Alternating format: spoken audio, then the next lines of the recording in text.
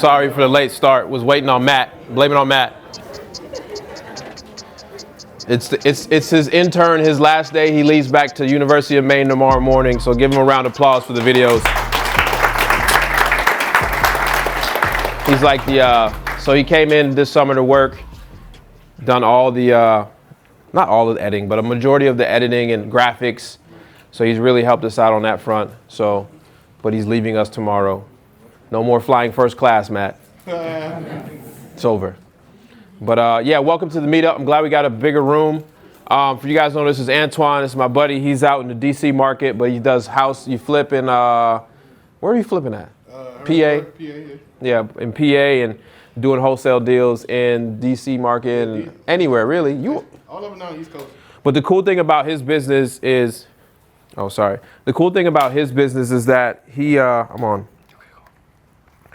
The cool thing about his business is that he is completely virtual. So his virtual team actually closed all his deals. Like you recently had, I know it was a while ago, but you had a team, your virtual team closed your deal, like did everything. Yeah, they're still doing it. Yeah, so only thing you went to go do was make sure the wire hit.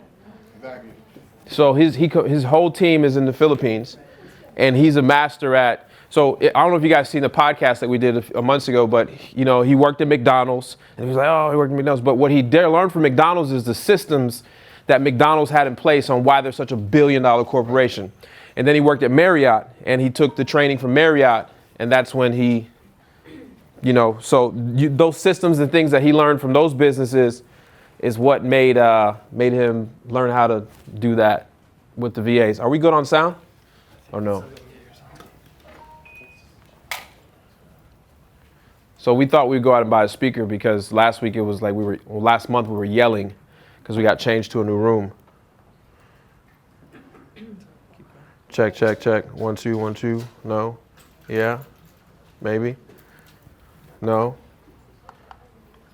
absolutely not. We didn't have time to test it. But I think so to do something different this month, I decided to bring like a guest. We sit down versus me answering all the questions. Like we'll both answer questions based upon what you guys have. This is your first time at a meetup that we had here? Cool. So every month it's like a lot of new people. I like that. So let me back up then. My name is Maxwell. Sorry. I'm a local real estate investor. I'm just assuming that everybody's been here. I'm a local real estate investor. I started September 28th. What's today? Or in August. Okay, next month. August 29th. So next month is my 3-year anniversary as a investor. Man, it's been a wild ride. 3 years. So 3 years I was broke. Absolutely broke. And now I'm doing okay, and I love sharing the wealth on how we do it. I am local here in the market. All of our deals come from the Triad, some in Charlotte, but not that much. So there is a lot of deals here in the Triad between Winston-Salem, Greensboro, High Point. I work with a lot of flippers. I've turned into a flipper myself by accident. Don't really like that too much, but we do it. We have rentals, we have Airbnbs, we have a bunch of stuff. My staff is here too. So my brother back there is my COO. Shannon, she runs the sales team. Addie, she's my transaction coordinator. Where's there? Francis, you guys know Francis. Why are you sitting in the crowd? Francis is the realtor on the team.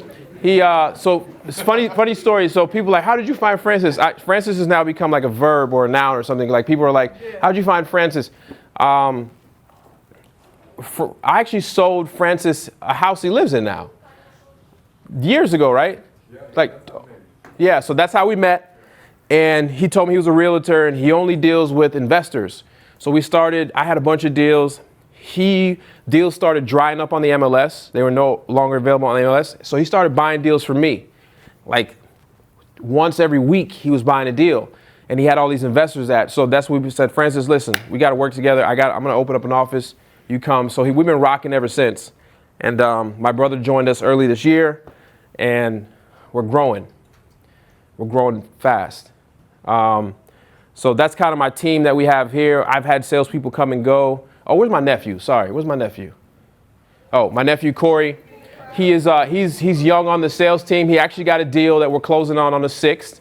It's actually a flip we're buying in Salem Woods. So you 20? He's 20. So he's going to be a beast by the time he's 25. So just this business, it can be hard, but it's not complicated. And it's just you got to follow the simple steps. And, one thing I talk about as real estate investing, I never really knew that you can get in this business by not really having a lot of money. And that's where wholesaling comes into play. And being able to find the deal is how you earn your paycheck. How many cash buyers in here? Okay, a couple, right? So we have people there that they either hold rentals or they flip houses. They need inventory. The way you eat is by spending money, right? Investing money, right? So it's the same. They have to spend money in order that's how they make their living. So with that being said, they need inventory from us. And back in the day, it used to be on the MLS and it's not there anymore. I used to be a licensed realtor in the state of North Carolina, and I used to walk past all the crappy deals that make me more money than I've ever been as a realtor. So everybody here is kind of familiar with wholesaling, I assume. Yes? That's how you got here? Who's not? You're not. Okay, great. I love explaining this to somebody. All right. So wholesaling is simply the art of finding a distressed property that kind of nobody wants or somebody want to get rid of. We get a property under contract in the as-is condition. Basically, we're able to go out and find a property that is distressed, usually they inherited a property, somebody just doesn't want it anymore. That happens. I didn't believe that happened until before. People just don't want a property anymore.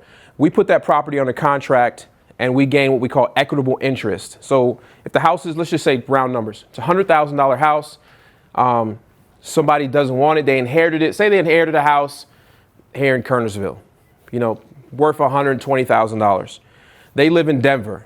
It was grandma's house. What happens is they don't want the property. They have no interest in ever coming back to North Carolina. They don't want to turn into a rental. They don't want to be anything like that. We contact those people. We find those people in those situations. There's life situations that happen that create you to want to sell a property. And then when that happens, we go talk to them. We negotiate a price that they're happy with, we're happy with. We get a contract, and that gives us equitable interest in that contract. Now, essentially what we do is we don't sell the property, we sell our interest in that property, right? So we're not realtors, so we don't go around selling other people's property. We're a common law country. When you have a contract on something, it allows you to have that equitable interest until the date of that contract expires. And all we do is I'll get on a contract for $50,000, $40,000, and I'll call somebody that's in the flipping business. Hey, I got a real nice contract on a real nice property in Kernersville. I will sell it to you for $45,000. I'll sell you my contract for $5,000, making the total purchase price $45,000. They say, great. They'll go out, they'll buy it from us on the HUD, the closing statement. We'll get a $5,000 check. They'll pay for the house for $40,000. They'll go out, they'll fix it up. They'll stick it on the MLS at $125,000. I make money. The guy that inherited the house is happy that he made his $40,000. The flipper is happy that they invested money and got a return on their investment. And then the end buyer who was looking for a brand new house, they get their house and everybody's happy.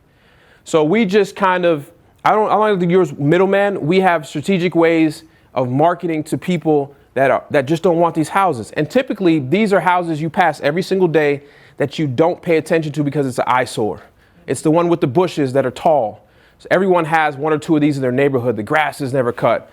So you just know, oh, somebody used to live there 3 years ago. And I haven't seen anybody since. Those are the houses we go after. Usually they're delinquent on taxes. They have issues with the safety of it, so they get code violations because it's not up to code. And we find these people, acquire a contract, and basically turn around and sell our rights to that contract to somebody else. And I've made a couple $1 million doing that in the last 3 years, and I'm sure other people. How many people have made I know you've made your first deal. Raise your hand. So we met a year ago, right? And you came to my second meetup, and you were going through a situation. You were like, I don't know how to do this. I said, don't worry, it's simple. You're going to learn. And I think, how long ago did you get your first deal? About a month ago. And do you mind sharing how much that was? No, I don't.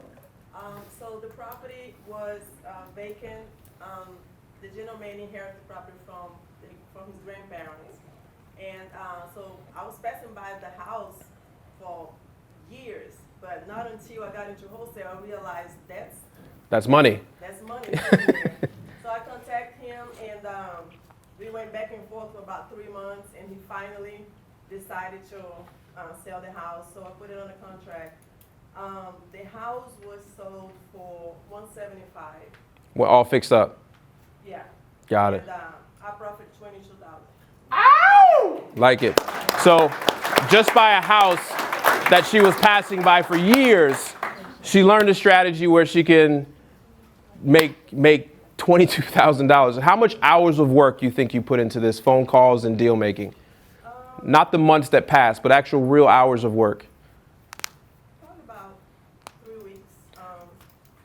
Just calling. It wasn't really a whole lot of work. So probably 10 hours worth of work? Max, Yeah, so you're making about $2,000 an hour. It's not bad, right?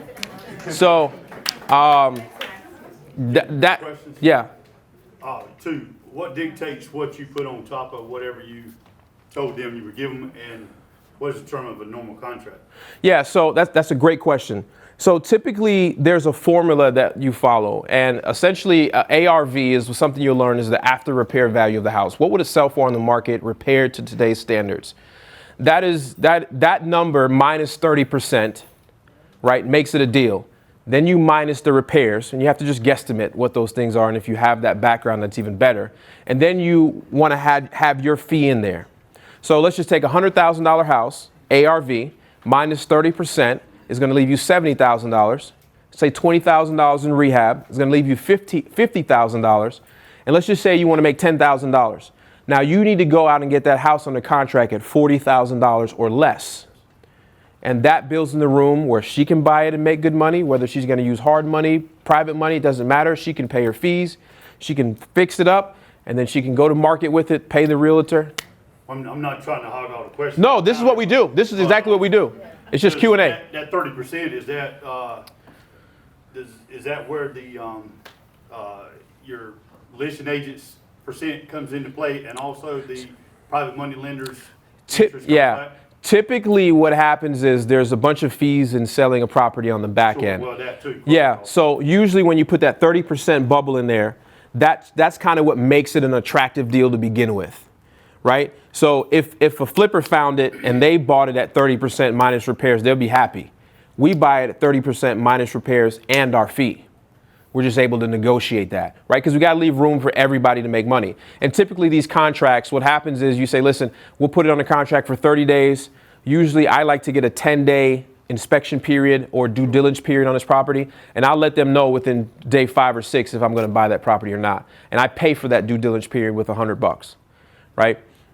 So that's kind of the terms of the contract. And usually you'll know right away. If you can get a property comped out, and you can get a property comped out by meaning knowing what the actual market value of it is, the true market value. That's why having Francis in our office, knowing being a realtor for what, 15 years, 12 years now, 15 years, 20? I won't tell them. It's 5 years. Been 5 years. So knowing what a property is truly worth when you go visit it is the difference between actually getting a deal and just not getting a real deal. And you'll know, a lot of people in the market know pretty quickly if you're not getting a deal. Yeah, I answered your question, which was wholesaling, know nothing about, but I'm experienced with flipping, and I've been in construction for over 25 years. So, all right, so you have a built-in advantage. You have a built-in advantage because you know what things cost at her cost. Right. Not somebody calling Google and getting a bath fitters to come in. You know, what she would pay for a contractor to come in and do it. So what happens is, flipping is not scalable. It's not a scalable business. Construction is not, you can have all these crews, but flipping, you can only do so much until you either run out of capital or you run out of private money, exactly, or whatever it is, you just don't have enough.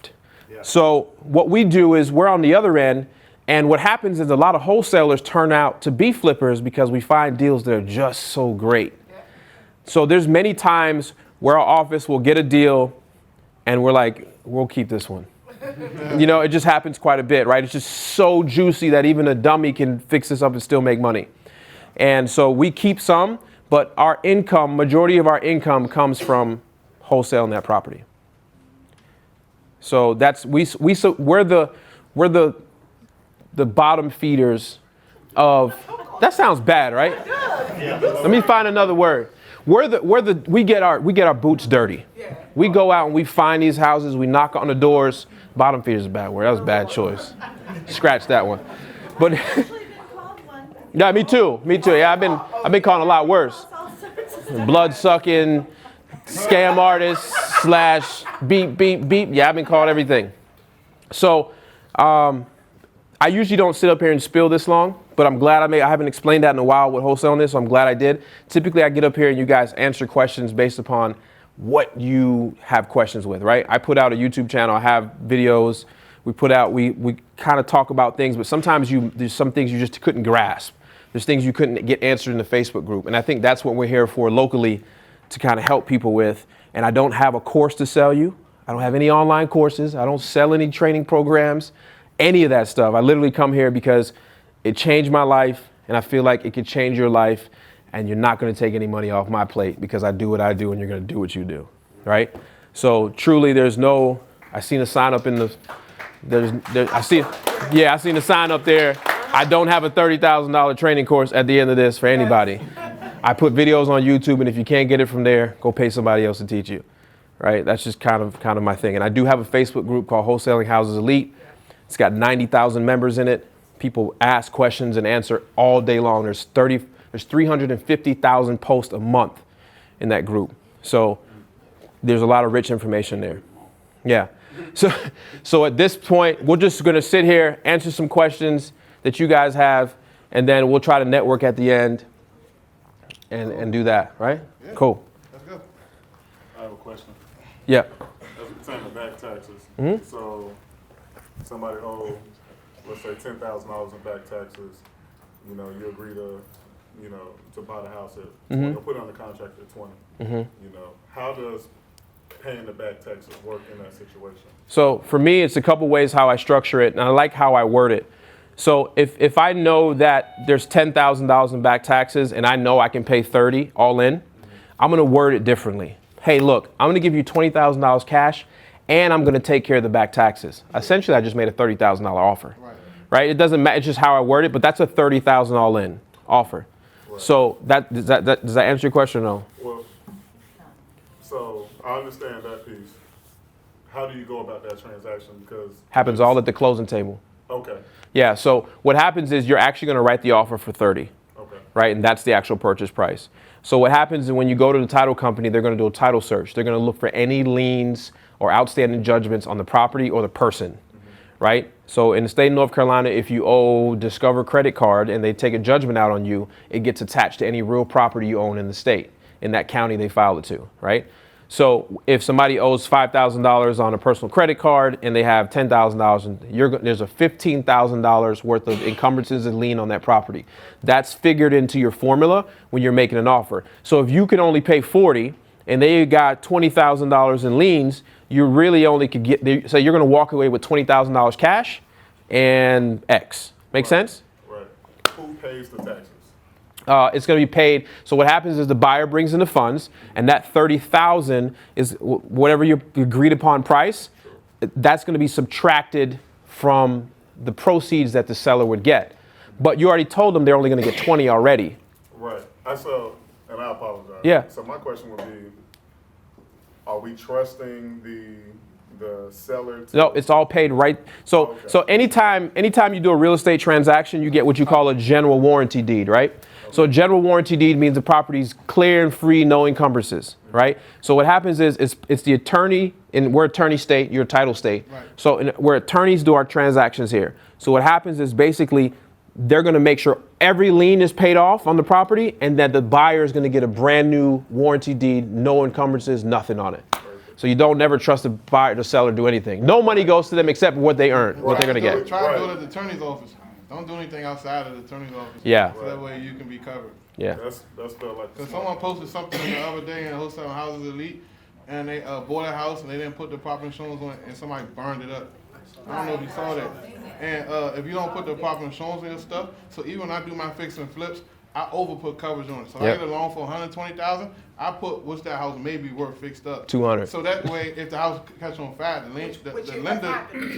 lender get paid back their money, and then I can recoup the difference because I put the extra insurance on it. Sure. Yeah. And it's only like a $40, $50 difference. Right. Yes, sir. Max, we are from Texas. We sold our house based on a wholesale deal. Nice. And, What part of Texas? Dallas. Okay. Hot market right now. We sold it, bought a truck and trailer, and started moving RV style. Love it. The question would be is, can we go traveling still, do it virtually, and is there any licenses that we have to worry about? Say if we keep on traveling, go from state to state, and market Dallas, or market Atlanta, or market here in Raleigh. I got you on that question. The answer is no, except for you wholesaling in the state of Illinois. And whatever your home state for your LLC, that's the only place you really have to worry about as far as like keeping your LLC up. Because as a wholesaler, you're not actually taking title to the house. So the title company not going to be asking you for your LLC docs and stuff like that. On the title work, it's going to show your assignment fee as a expense in a HUD statement. So therefore, you're not even obligated to produce any documents towards the title company. Only except for the Only thing they're gonna ask for your EIN number, your tax. EIN number, so that way they can send you a 1099, right? So that's the only thing. So I wouldn't worry about that. So basically, there is no state except for Illinois right now that requires you to have a real estate license to wholesale, and that just passed that like 2 weeks ago. Right. So essentially, you how many different markets and states do you wholesale in? We currently in 8 different markets. And how many states is that? Probably about 6. So 6 different states that he wholesales from the Philippines, really. Yeah, from the Philippines. From 8,500 miles away. You actually got something under contract today in Texas. Yeah, Plano, Texas, and then we got something in D.C. on the contract. Yeah.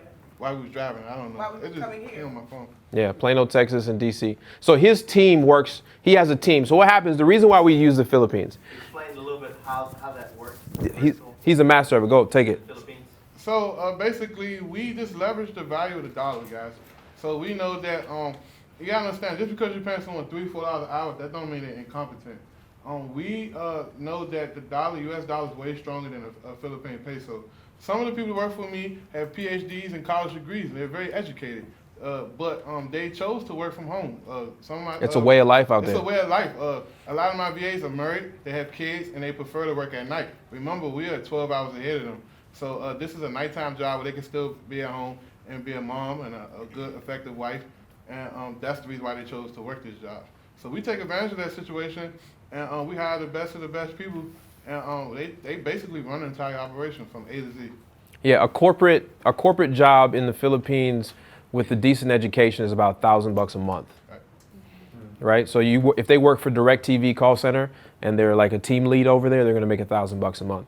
You know, I pay my VAs. I have 4 virtual assistants for over 2 years now, and they all run a certain aspect of my business. And I think I pay each virtual assistant.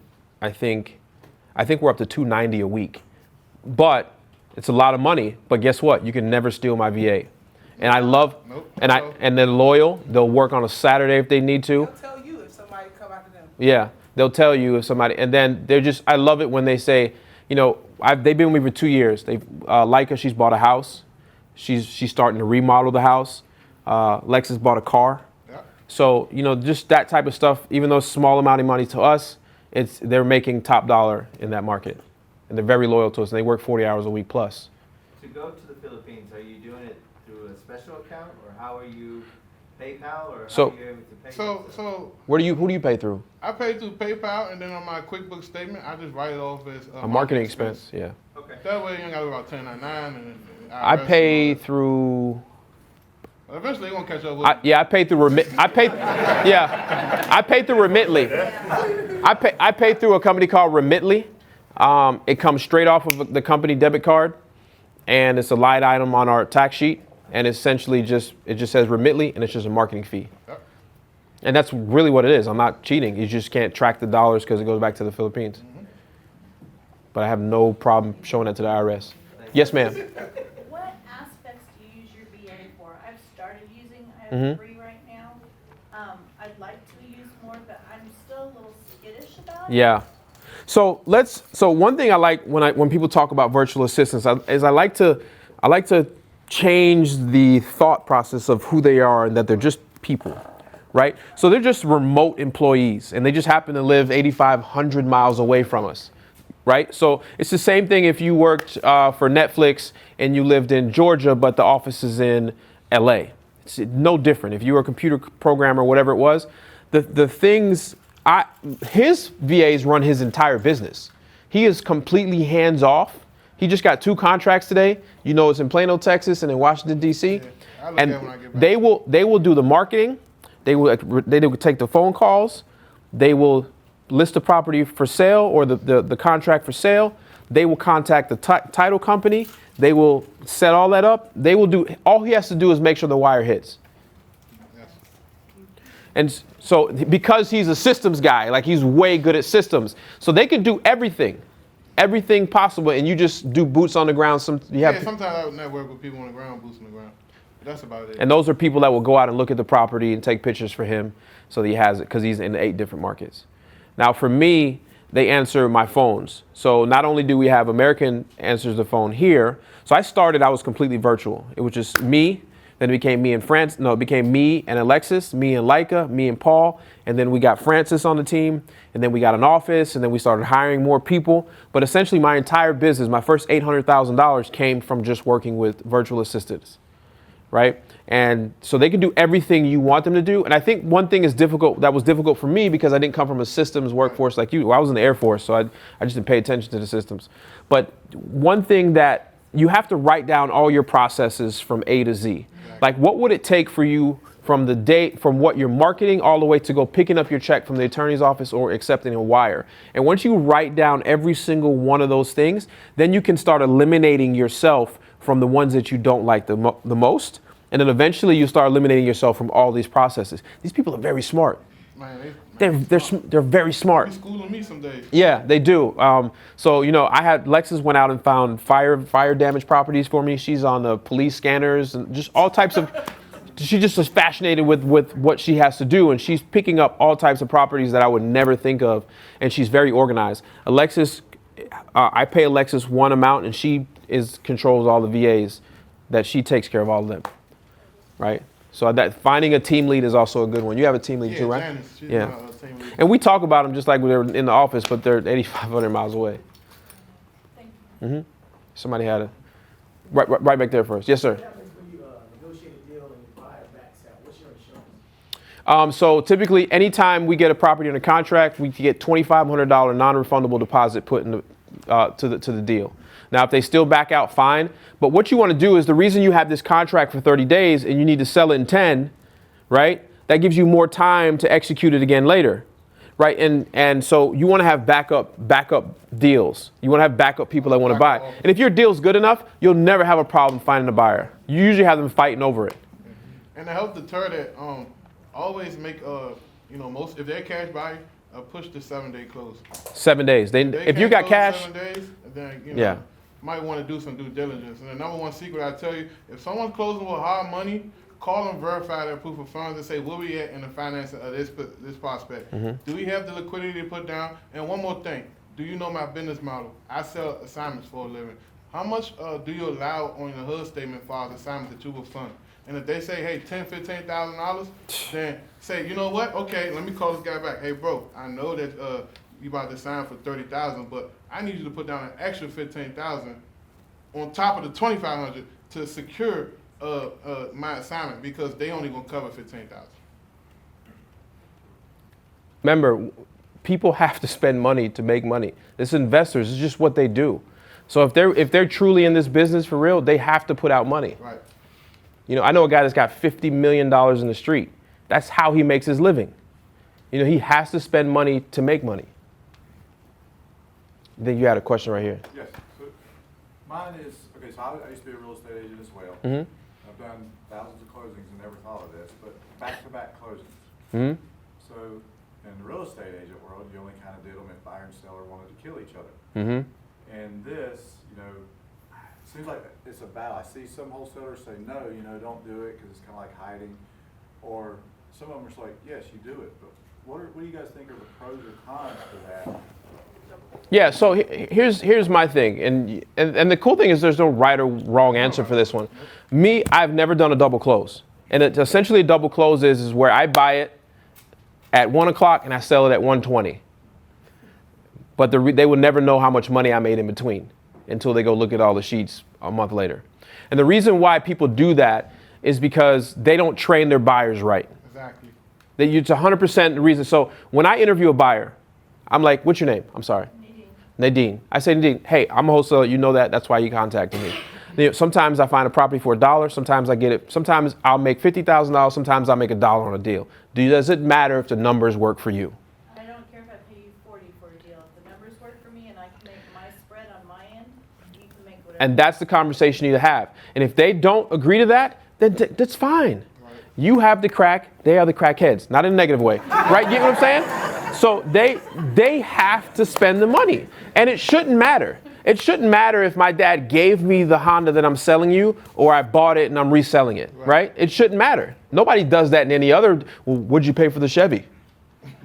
I got inherited. Oh, I can't give you 10 grand. Yeah. That conversation doesn't happen. But if you become a pushover, they will push you over. I'll do it to you if you let me. You know what I mean? So you just have to have that interview with the buyers before. Remember, there's all types of buyers. It's an interview. We have an interview process with buyers. You just don't join you'll never see our deals if you don't agree to what we do. Exactly. You literally have to sign a document to be a buyer with us. Right? And if you don't do that, then I don't deal business with you. So if you do a back-to-back closing, Mm-hmm. you show up, you sign for it, the seller walks, 10 minutes later your investor buyer is supposed to walk in and they go missing in action. Did you just buy the house? Yeah, you already bought it. So But you don't buy it unless the funds from the B to C are already in escrow. And to piggyback on that, most times you're going to be using a transaction lender. And the tendencies with that is they're not going to release the funds until they verify that your buyer's funds already wired in. Yeah, so basically what he's saying is... until it's recorded. No. So what happens is if your buyer says he's coming in at 120, his funds should already be there, right? And if his funds are not there, then you don't buy. So I do transaction lending. So I lend money to deals like these, right? So if you need to borrow $100,000, I'll charge you like $2,000, right? And literally I wire the money into the attorney. I say don't release the funds until the buyer on the back end has already funds in escrow. And then once funds get in escrow, we buy, we sell. I get my money back before 5 o'clock. Yeah, exactly how it works. But you got to train your buyers too. Yeah. So number one thing I do when I talk to buyers, well, when I was talking to buyers, but I train my VAs to talk to buyers, is we say commit now to the price, and then we'll send you the assignment. Because once you agree to the price, the assignment doesn't mean anything. You know what I mean? You get them problematic buyers who want to, let me see the assignment and I think about it. What they're going to do is beat you down on the price. Yeah. So if the number worked for you, Max, at 120, right? And you say you agree to 120, you seen the house, you did your due diligence. And you find out I'm making 50 grand? And you find out I'm making 50 grand, and that's a problem. So what we like to do is say, okay, go see the house, go do what you gotta do, take a contractor pass. Then once you put the EMD and escrow to my attorney, we then release the assignment. Because now we got your money, and if there's an issue, then we got your money. Let's go back to another part of that. So okay, you assign it, you get a contract, you go and you assign it. Do you carry that to closing like your real estate we agent, keep. or do you kind of go? No. You keep a relationship. Oh, yes, a relationship. You got to keep, because sometimes deals fall out at the closing table. Just like when you were a realtor, right? Deals fall through because of contingency on finance. We just had a flip that somebody backed out right before closing because of the percentage was too high on an interest rate. Buyer and seller argue or whatever, you step in the middle. You be the mediator. You do what you got to do to get it closed. I mean, you're making 20 grand. I'm going to do what I got to do. Okay. Even if that including you say, you know what, I would, take a little L to the chin and lose 5,000 so I can continue to make the 15. All day long. Yeah. And it's just a relationship. To be honest, Francis and I, have we ever had a buyer back out because of our assignment fee? Never. Yeah, I mean, I think if you have the interview with them, I mean, that's fine. If you Meet them at Starbucks because you want relationship. I have been at closing tables where buyer and seller are sitting there across from each other and they love each other, and the minute you whip out some papers and they're signing and they're like, the kids are going to be in the backyard. And, wait a minute, what was that you just said? Hold on. I I need to stop. I don't want to, and then it's like 3 hours, we're like smoothing everything over to try to go back to the table. I would say it could happen, but it's doubtedly not going to happen because these people are not emotional buyers. Nope. They're here to make money. Right, investors are. Yeah, they're just, it's not the same. They're here to make money.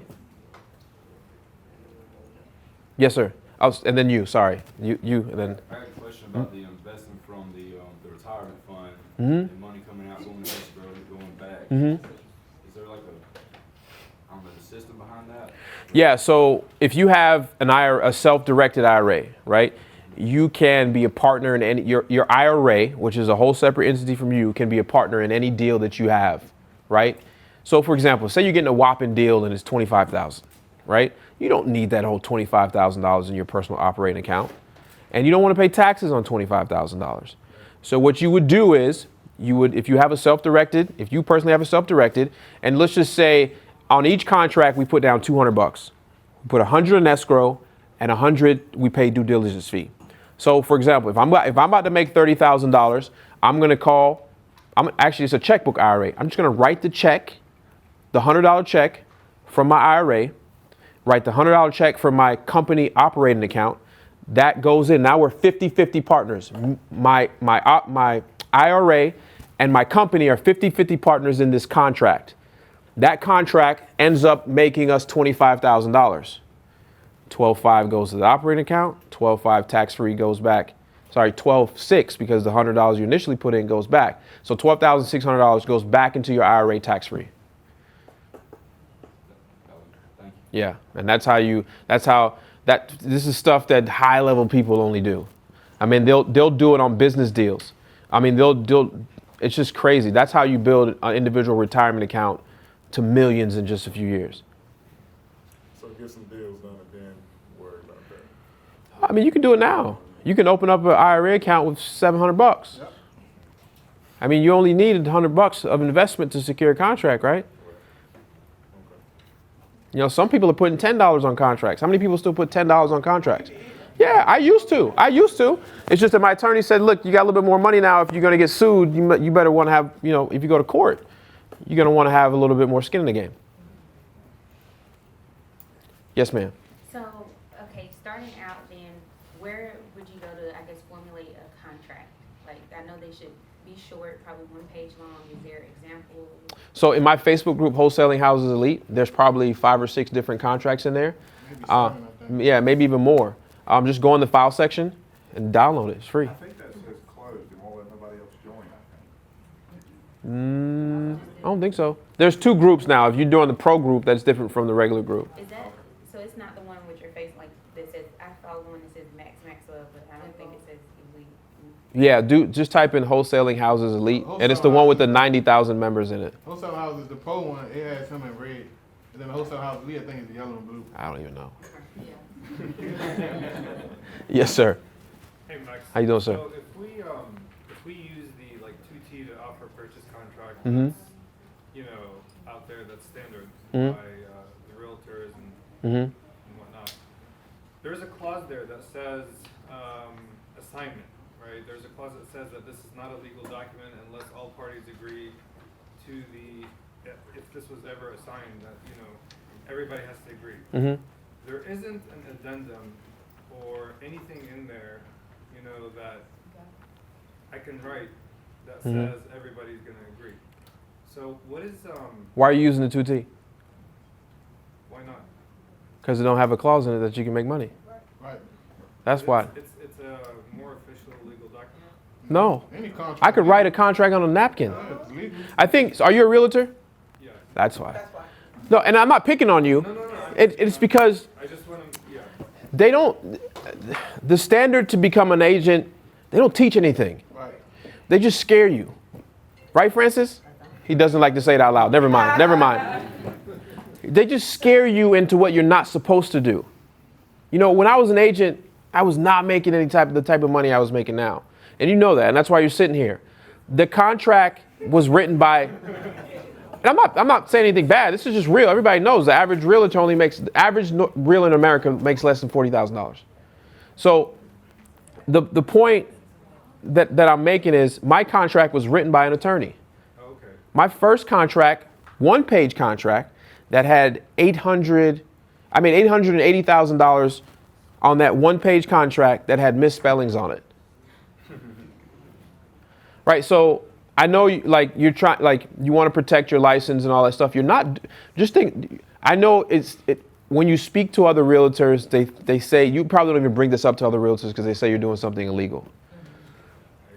And I don't even want to use the word realtors, other agents. When you talk to other agents, they tell you you're doing something illegal. They don't know real estate law.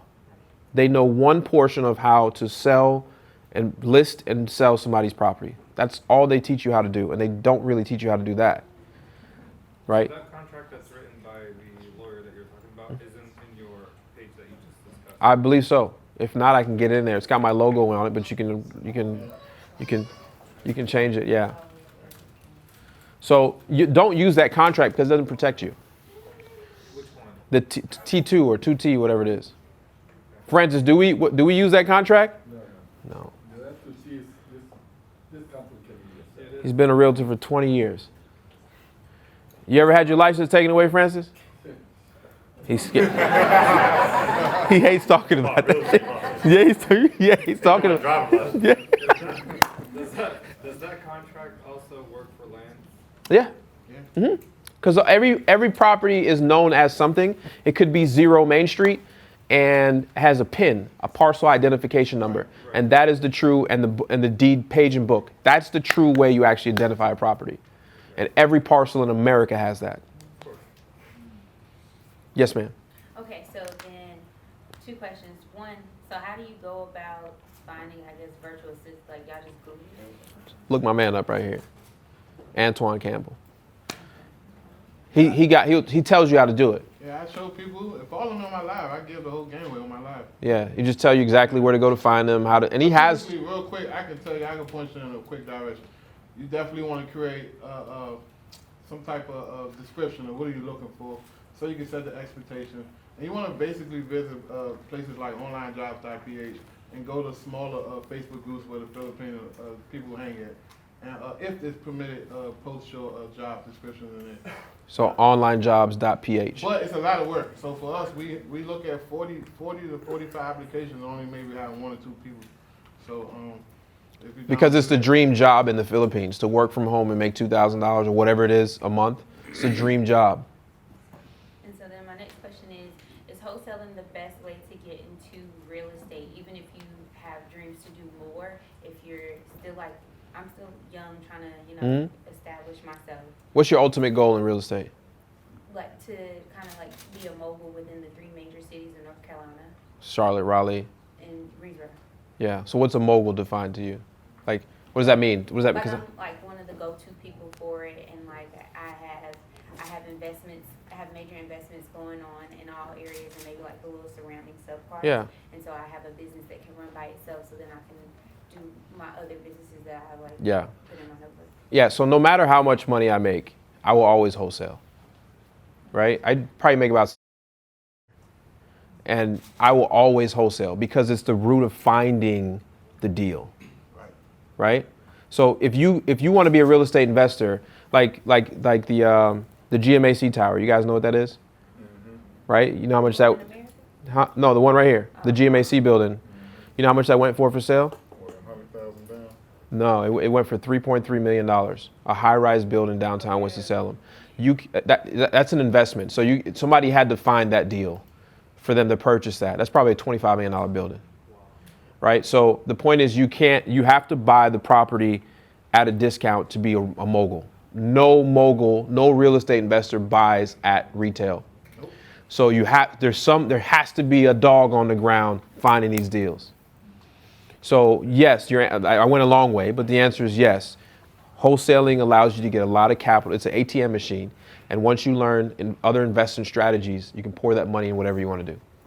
Is there like a virtual website you went to find these homes, or you did the driving through?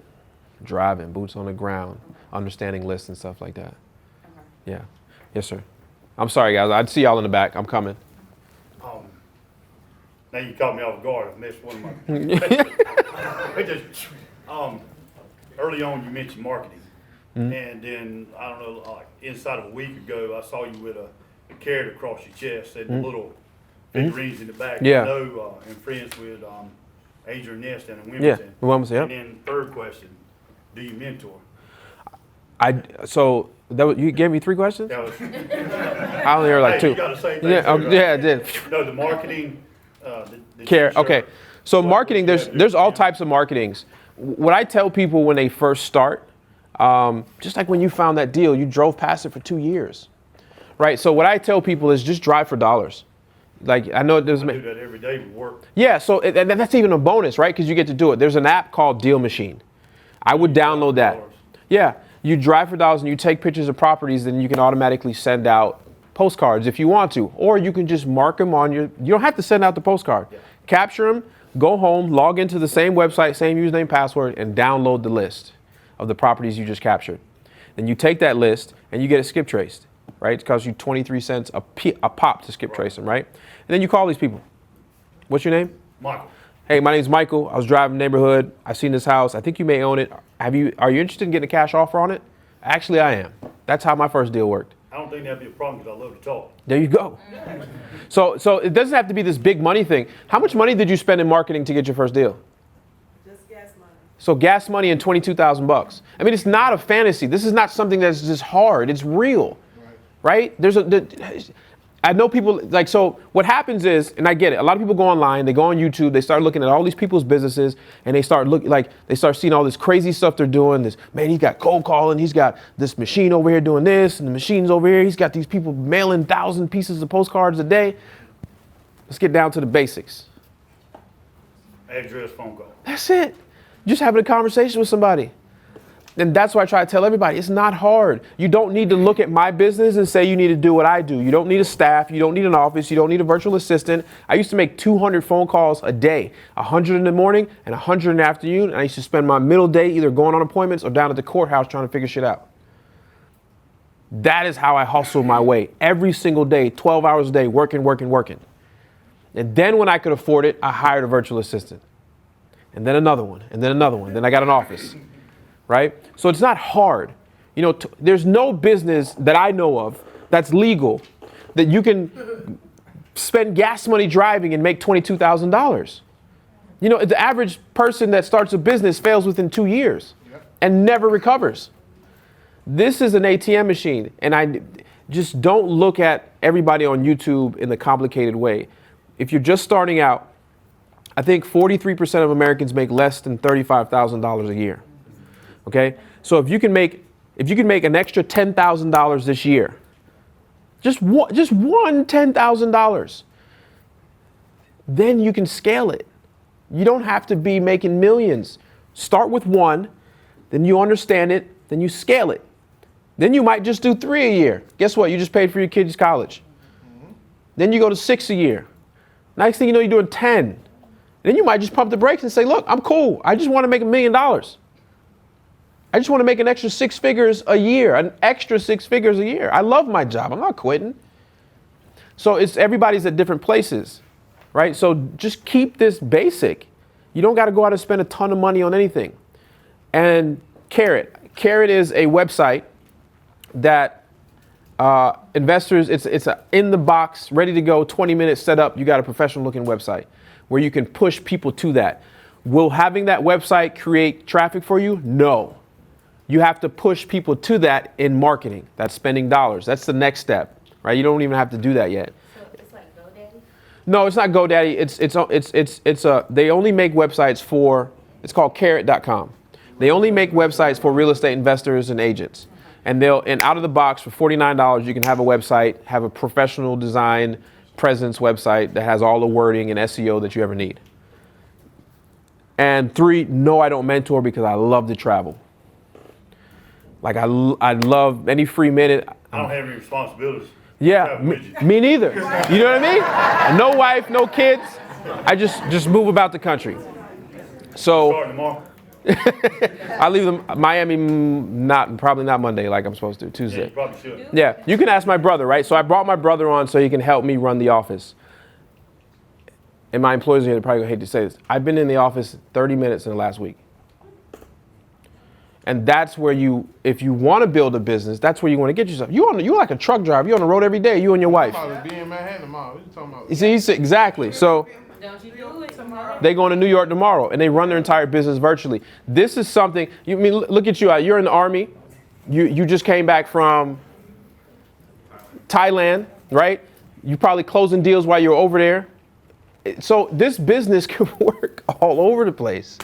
It's just, you just have to understand that it's not a scam, and all you got to do is do a little bit more work than you used to doing. And once you understand deal one, that's why I say you're one deal away, because you're rolling into the next one. Yep. Right in the back, and then I'm going to come back up. Sorry, I've been ignoring you for so long time.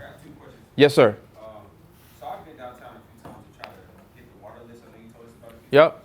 And every time I go down there, they always tell me that it's not legal for them to do that. Yeah. What am I supposed to do? So are you hung up? How many deals have you done? Yeah, bump the water list. Yeah, because because what's happening is, and I'm guessing here, so I'm just roll with me. Because this is a common occurrence. People get hung up. I said the water list maybe a year ago, right? So this was before 1 million people were asking for it. So I still get it, right? But I have a team that calls upon the 8,000 houses that are on there, right? You just need one deal. Why do you need a list of 8,000 houses? Well, because I've been kind of doing it for a while and driving for dollars. Like, for instance, today my second question was about to be, I took a contract to a guy today. Mm-hmm. The seller would, give me a property at a certain amount. When I got there and getting to sign the contract, he was ready to go. He said he looked at the contract and said this is illegal, and told me that he wanted me to come look at his contract so we could sign his. Yeah. Is he an investor? Is he an investor? How does he know? So he gave me his card to come to his office. I guess it was because the property was his. He's a what? I guess he was a real estate agent. Yeah. But the property that he was trying to sell was actually his. All market property that needed a lot of work. So Keep it moving. Keep it trucking, man. Say it again. Keep it trucking. My money, I control the deal. Yep. I don't use your contract. If you don't want to use it, that's fine. But I hate when real estate professionals say that something's illegal. They're not an attorney. You don't know real estate law. They don't even know contract law. Nope. So they need to stop giving that advice. You went to 90 hours. How long is it? Barely. 75 hours of school. 60 It takes longer to get a barber license. Like, chill. Relax. Yeah. Yes, ma'am. Thank you. I just wanted to know, how do you determine the ARV on a property in an area where investors are tearing the houses down and rebuilding new houses? Perfect. Yeah, so that's pretty easy. And you probably know. So most of the time when somebody's doing new construction, they're typically not going to pay more than 20% for the land of what the top price. So if they're selling $100,000 houses, they won't pay more than 20 grand for the lot. Make sense? Now, if it's $200,000, it's 40 grand for the lot. 300,000, 60 grand for the lot. You see what I'm saying? So typically dirt only goes for 20% of the project. Right here in this area. Now you go other places, probably a lot more. So another trick what you do, especially if you're trying to do it virtually, you want to find investors who paid cash for the lots, you know what I mean? And then you take in, you subtract their mortgage amount or their loan amount. So you take the purchase price and you subtract the loan amount. And the difference is probably their construction costs. So that way you can come in and say, I know that all in you might be $180,000 to build this house, and you paying $30,000 for this land. So I got the same exact lot right across the street, the same zone and ordinance and all that for $30,000. What you want to do? So you strong on them like that, and if they don't want to move forward with it, then you just find the next builder. Always people building, especially if they're building in that area. Yeah. Somebody had a question. We started to work with rentals right now. Mm-hmm. But I have 3 different formulas, and I don't understand none of it. Yeah. And we just against a brick wall. So your rental. So you're trying to acquire rentals for people for yourself. All right. So that's just simply like a cap rate. Like, what's your ROI? What's your return on investment? The cash. So if you get what I'm saying when I said, yeah. See, I use bigger pockets. Mm-hmm. And there's another formula that was on your Maxwell group. Probably Christina Spells formula. Probably Christina, yeah. And it's 2 different ones. I can actually put the same formula in because you have to, I think it's, what was it? You have to put the. So you're acquiring rentals for yourself. So look, it's pretty simple. You know how much money you got to spend, right? Whether you're getting a loan or it's private, and you know how much money you want to make a month.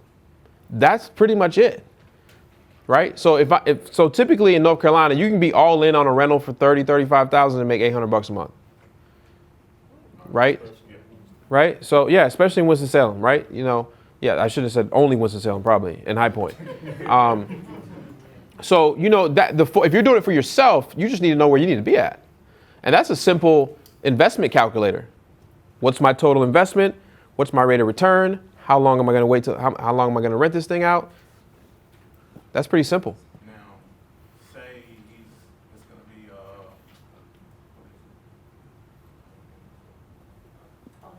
owner financing. Then you're more. It's more on the. It's pretty much the same thing, but you're just going to do your owner finance. You're buying it owner financed. You just know is your what you're going to pay less than what you're going to make in the monthly payments for rent. That's right. If your owner finance payments is $500, you're making $800. You got $300 a month of cash flow. You know, you got to take away expenses and all that stuff, but you find out the real cash flow. But that's all people do when it comes to rentals in real life. They borrow money from the bank. The loan's $800 a month. They rent it out for $1,200. So should we have still calculated that 70%? No, because that's for flippers. The house need to be paid? Bigger pocket, but it's like. The house need to be paid or it's rent ready? Yeah. It's rent ready. Yeah, don't worry about it, son. Maintenance, so he got like 3 houses that we. But if it's on finance, I will caution, watch that interest rate. Because, It's only 4%. oh, that's good, man. 4.9. Yeah. That's bank rates right now. That's bank rate, do the deal, if it makes sense. How much you putting down? Nothing. Yeah. I'll take the deal. Just give it to me. I don't need a damn calculator for that. How much are you cash flowing? How much would it be? How much 3 payments would be on the houses? How much would it cost? 3 payments is going to be $1,200. So all houses you pay $1,200 a month. Yeah. How much do you rent each one of them out for? Potentially. It'll be 6, 7, and 4. 6, 7, and 4. 4, 6 is 10 15. plus 7. That's 17, right? 17 plus 12. That's $500 a month. Hey, man, It's a little tight for me. it's a little tight. You want to see $200 per unit. Yeah. Yeah, but one of them. Yeah, one's not even rented at this point. But we don't have to stop paying on that one until you got it rented. Which, if we do the repairs, it'll be higher. We could rent it higher. Yeah. I don't think you need a calculator for that. I mean, you got to understand. You know what cash on cash return is? You know what your cash on cash return would be on that? Infinity. See, with me and her. You don't put any money. Didn't put any money down. You're getting a free, even if it's $100 a month. That's infinity cash return. You put nothing down and you're making $100 a month. This is what we do all day. You see this? Yeah. That sounds like us. One of Yeah. them needs to get out of the office. Yeah. One of y'all go on the road and one of y'all stay in the office. When's the next meeting? Yeah. I don't know yet. Next month sometime. I'm not 100%. Yes, sir. Max, on the first deal, you don't want to go spend your whole pie on a car or whatever. How do you, say $100,000 on the deal? You make 100,000? Let's just say on $100,000. How do you cut your pie for moving forward to the next level? Meaning, yes, you sold your first house, and say you come out with 30,000 out of it. So How do you cut your pie out? we talking about you? Yeah, let's say You sold your house. You got $30,000 in the bank. 52 actually. Okay. You got 50 grand in the bank. I would do what I tell everybody else to do. You need to go act broke. The worst thing you could do in coming this business is think you got money to buy your way to your first deal, your second deal, your third deal. That's not how it works. It's worse. It's actually worse. I think I made a post about this. It's actually worse to start this business with money. Right? It's just like I used to be in the restaurant business. It's just like the guys that's got the $2 million to start the restaurant, and in less than a year they're out of the door. And here I am with 20 grand trying to figure it out 7 years later. You see what I'm saying? Most people with money, the sense of urgency is not there because they think the money is the cushion. See, when you don't have nothing, you start in the basement like this, you're going to scratch and call and you're going to do what you got to do to make money. I would tell you the same thing I'm telling the guy that works at McDonald's. Start at the bottom, do the hustle and flow, and then work your way up. Sorry, I said it wrong. As in, the first house that you sell, with that capital, how do you cut up the pie? Like say 60% for marketing, 5% for gas, or how would you? Oh, so you're saying you got your first deal, Yeah. and you made X amount of dollars. X amount, sorry. Yeah, so I like to, so I what I do, if I go right back to broke, I just grab some systems that make some things easier. I tell people all the time, you get your first deal, you made $20,000, what I spend it on? I did a whole video on this, nothing. Go back and do it again. You just made $20,000 with $0. Go do it 5 more times and then call me. Don't call me, but you know what I'm saying? Figure it like at that point. So what I'm saying is, all right, if you get to that point, you're like, okay, maybe I spend another $100 on a phone system that maybe helps me, right? Freeze that up, you know? Or maybe I go get from the $49 drive for dollar plan, I go to the $100 drive for dollar plan. Like because you're one deal away, right? You got that deal. Now it's like, can I do it again? Can I do it again? Okay, now I'm gonna spend a little bit of money. That's where you scale. And the true thing is, instead of doing that, you wanna, and anybody that's starting, make sure you write down your system and processes early so that the first thing you're spending on is something you can subtract yourself from the business. Let's just say you're doing data mining at night on all these county websites. Then you just hire your first VA, show them how you did it, and have them do it while you're asleep. When you wake up in the morning, you're a more efficient person during the day. And now you're saying, okay, that's work. I'm doing calls, I'm doing marketing, I'm getting calls. Okay, let me hire a VA to answer the phones for me. Because I don't want to answer the phones all day. I'm in my RV, I'm chilling. I don't want to be at McDonald's all the time hitting the phones. And you start to subtract yourself. And now it's just easier. It's still, all the processes are happening. It's just a little bit easier because this person's responsible for that, this person's responsible for that. Yeah, yes, sir. So one of the things that I've noticed as I've gone into this is a mindset shift. 100%. Like my mindset is completely changing. Mm-hmm. As you guys have, you're getting ready to hit your 3rd-year anniversary. Yeah. I'm not sure your anniversary. Man, you like, what, 2 years? 2 years. 2 years. Okay, so 2 years. So what's the biggest mindset shift that you have had over the years? My mindset shift has just been a sense of urgency. So you got to start off with your long-term goals and work your way backwards. So that way you know how much work you got to put in every day to kind of crawl forward. So for me, I want an apartment in a hotel. So what I got to do to get to that? I got to wholesale to stock up cash, then to get a rental portfolio, then to take that money to increase my network. You get what I'm saying? Then I hang around guys like Max and other people just to kind of create a circle. So when I'm ready to make that run, I can say, hey, bro, I'm ready to do this, I'm ready to do that. So for me, my mindset has been get it done, do whatever it takes. You get what I'm saying? Read the shirt, sacrifice now, ball forever. That's my mindset. Like, you know, I'm going to do whatever it takes so I can get to that point in my life. Yeah, I think one thing there's a couple things. For me, the mindset thing was everything that we have known and learned is wrong, right? There's a reason why there's only 1%, right?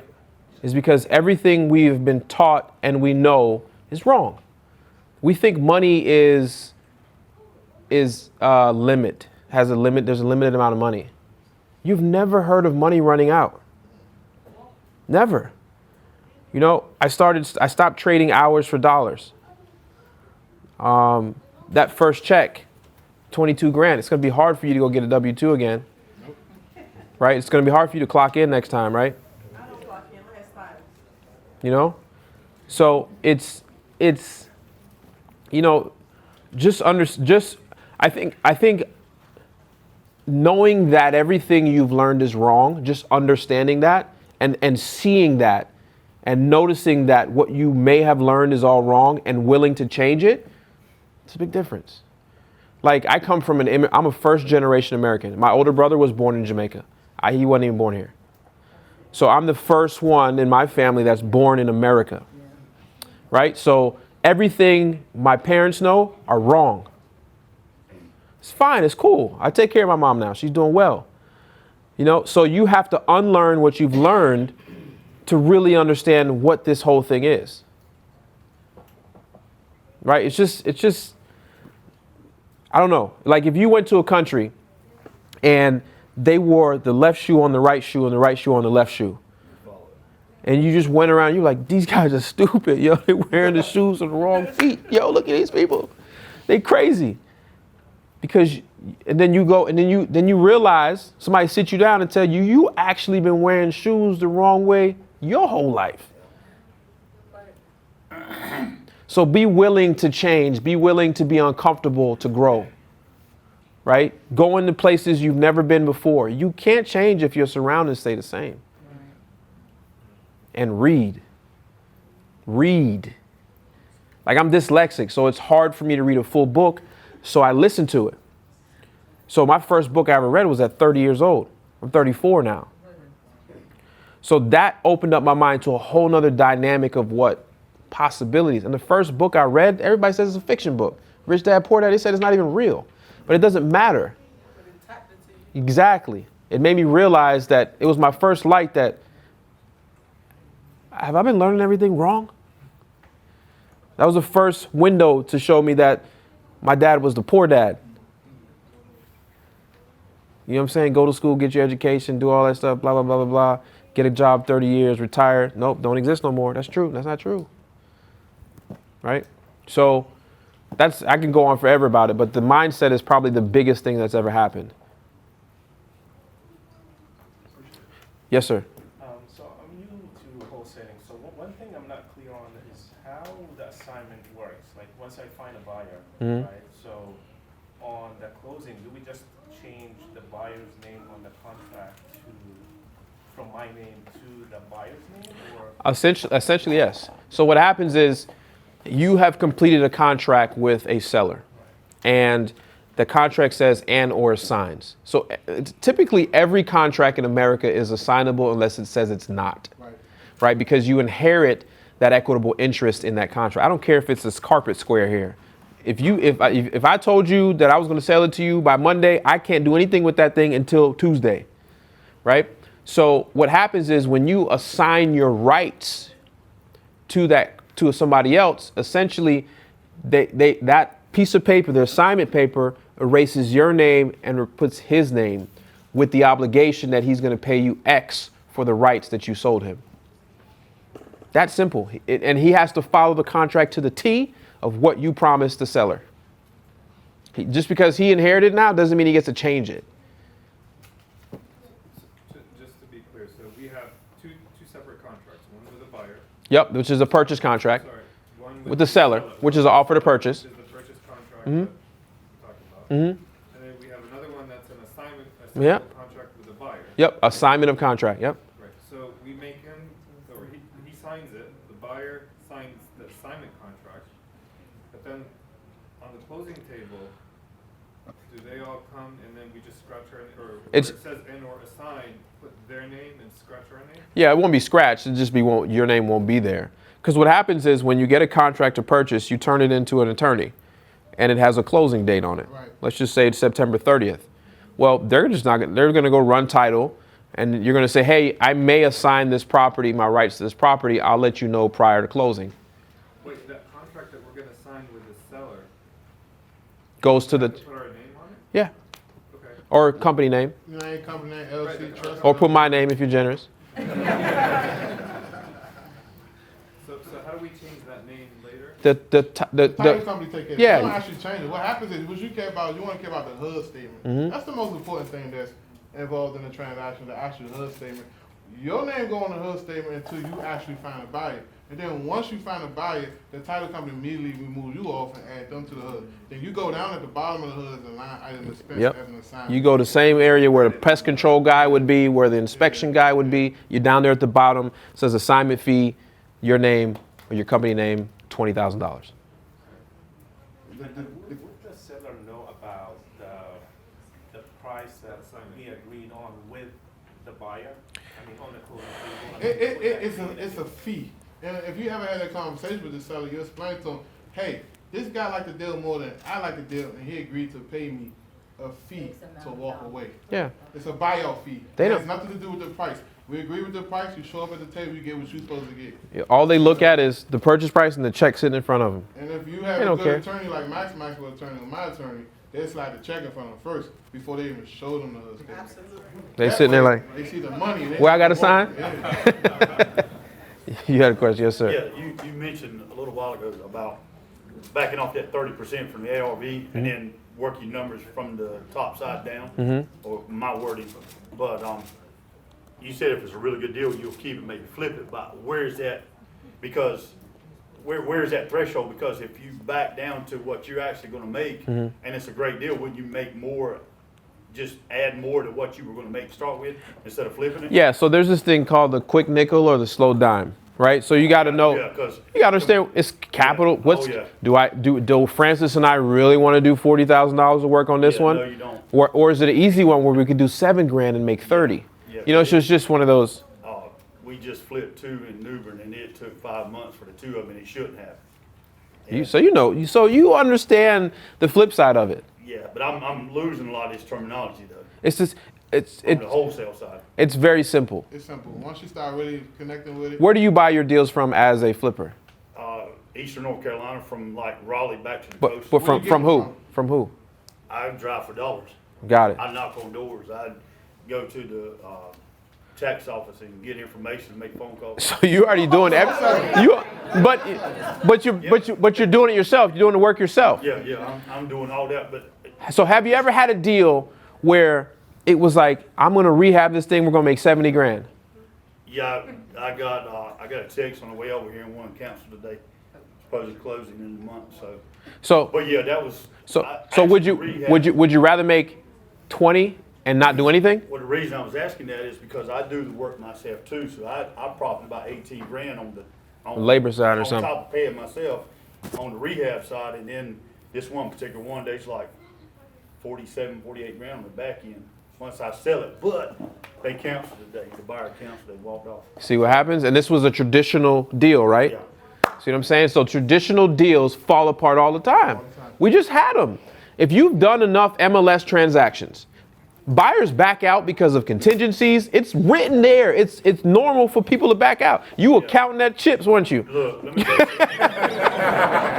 I had already took the 18, and it was, months ago. I'm, doing whatever we did. I'm looking at another 50 almost, and I'm loving that. You was about to head back to Cherokee. Yeah. But, See? It's back on market now. Yeah, and it'll sell again. Yeah. So that's that. So you're essentially, what you're doing is the deals that you've been knocking on that you find that are so sweet, you can just pass it off to a friend. Say, hey, I got this deal. His name Max. Is that what you Well, it depends. Hey, it's sweet enough, I might get it.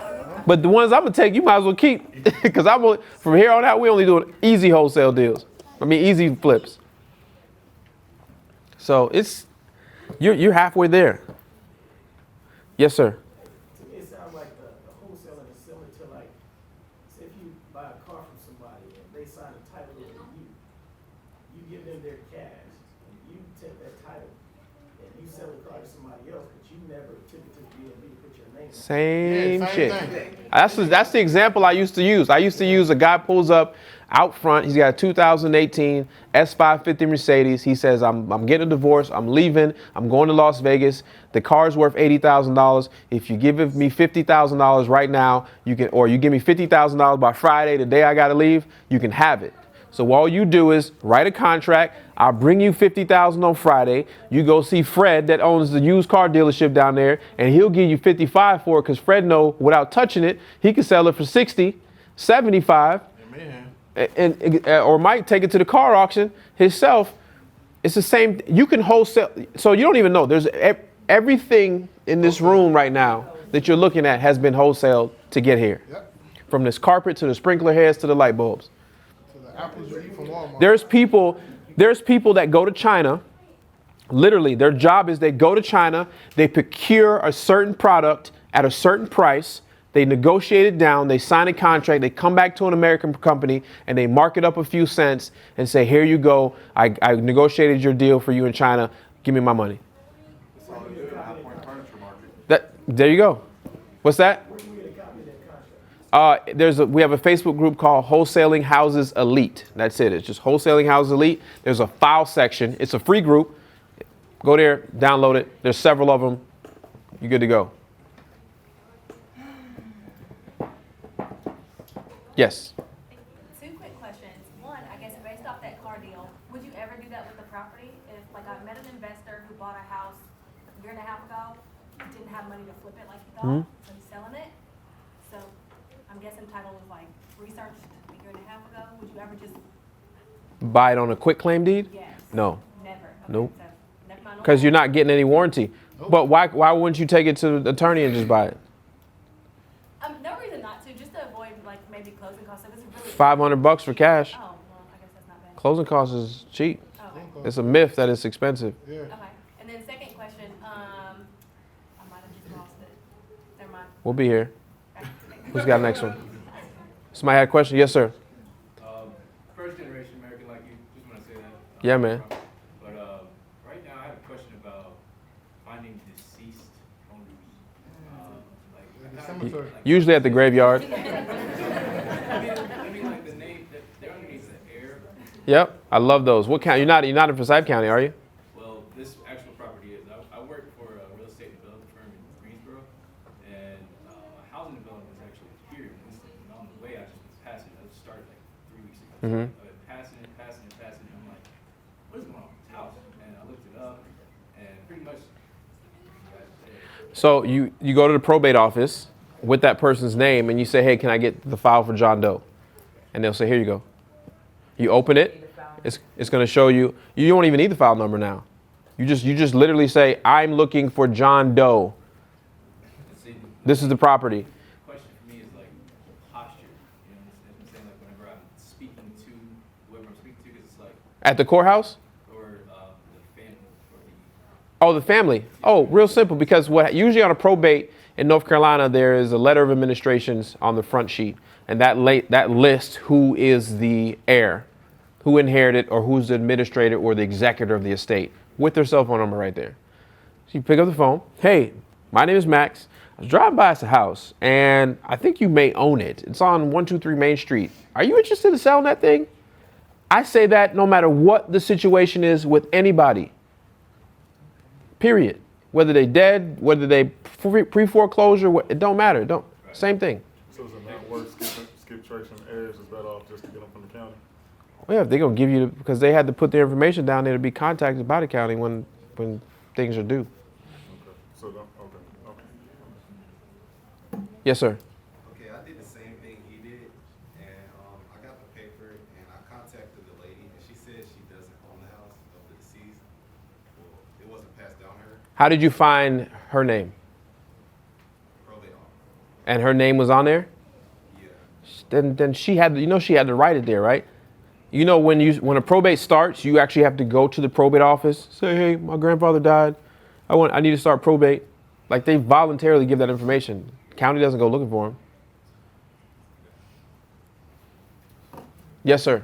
How do you find cash buyers, and does the 80-20 principle apply to those? Do you have like preferred relationships?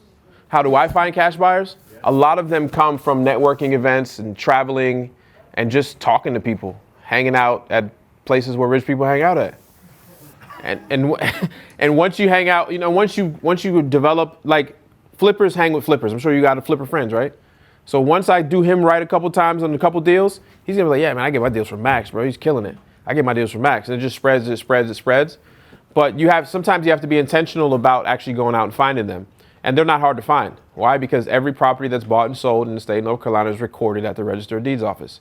And if you know something was bought for cash, you simply go look up who bought it at the deed and call them, whether it's an individual or LLC. And if you need to find an LLC, you go to the Secretary of State office, you search the LLC name, you get the incorporation documents, and that person's name is going to be sitting on there as the manager or member. And you skip trace them. It's just because you got to think, when you're doing this, you got to think very elementary. Every real estate transaction, movement, deed, lien, all happens at one building. Somewhere at the Register of Deeds or at the courthouse. Yeah. So you just got to be like, okay, I need to find cash buyers. Well, cash buyers buy property and they got to record it. They're probably sitting down there at the courthouse on the record. And they want to be contacted because they got to spend the money. Yes, sir. In a virtual market, how are you finding a home inspector, somebody to take pictures of your whole, or your houses for you? Typically, we don't try to get many boots on the ground because there's a lot of daisy trainers and a lot of people doing some janky stuff. We use a website called bpophotoflow.com. I used to be when the market was crashing, I used to give broker price opinions to Wachovia. So most of the banks use it, but we use it to our banks because they give you about 50, 60 legitimate, solid pictures for like $28. We get what we call an indoor and an outdoor and an inside inspection. What's it called? Outdoor and inside inspection. You'll see it, and it's like $27. Yep. And it's in just about every major metropolitan market. And he just gave y'all a gem. bpophotoflow.com. And if you reach out to them, it's a free account. If you put your order in and put the person contact information in, they literally can have somebody out there that same afternoon and your picture's back the same day. And it's usually agents, right? Yes, agents. Yeah. So they know what to take the pictures of and all the mechanicals. They do everything. do you guys see why agents are mad at y'all? They just went out to a house to take photos for $28. Yep. That's why. I used to do it when I was a broker. I used to get BPOs left and right. I used to log into the Wachovia portal. They used to send you a text message. If you respond to it first, you got, back then it was $75 at least. Yeah, that's how it is now. They send it out to the whole database. Whoever get it first, they go to the They respond to the text message. They take it. They go to the house. And I think if some place you pay more, they even give you a broker price opinion because that's what BPO means. Yeah. Broker price opinion. But you can use this for anything. If you was going to buy a car from out of state, you can do an inspection for that. They take the pictures and verify the VIN number and all that.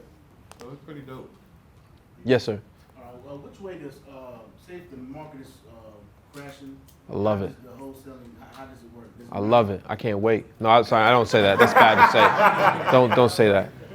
Anybody that's got flips out there, I hope it doesn't happen when you're holding inventory. I mean, you got to remember, we're in the problem-solving business. When somebody inherits a property that they don't want, they live in Denver, they own a house now in Denver, North Carolina, right? They don't want it. The taxes are usually delinquent on it. The city wants the taxes because that's how they pay for the trash pickup, the school buses, the cops, all of that stuff. So we solve problems. And what happens is when the economy goes down, people start losing their houses. And there's more problems to be solved. Now, what will happen for a while is there's going to be, I don't know the word because I didn't go to college, but there's this thing, I know the chart, right? There's a chart where it has to meet somewhere in the middle. What happens is homeowners are going to be wanting this price still that they think it's worth, and buyers are going to know that the market's crashing and they're going to wait. And somewhere in the middle, it's going to meet, and eventually they'll start buying and selling again. So there will be a low time because nobody's buying to flip. But let me tell you something. When the market goes south, this is when real money comes out. This is when hedge funds make their living. Right now, hedge funds are selling everything they bought in 08, 9, 10, and 11. They bought it at 20 cents on the dollar, and they're selling it at 50 cents on the dollar to flippers. And it's called tapes. So if you know anything, when you buy from the bank, they package up all their deals, and they put them on what they call tapes. And the only people who could buy tapes is if you got $10 million or more. So a company will buy $10 million of property, and then they'll divide it out to small people, right? And they'll probably go around and make $5 million. And they'll go buy another tape, and they do it all over again. Another tape. All the flippers will flip, fix them up, go to market will crash. It'll happen all over again. So you just have to withstand the time when it meets in the middle where sellers realize, okay, really it's bad. And then where buyers say, we're buying again. And this is where hard money stops. There'll be no hard money out there. It'd be all real money, all real cash buyers, infrastructure buying type people. Make sense?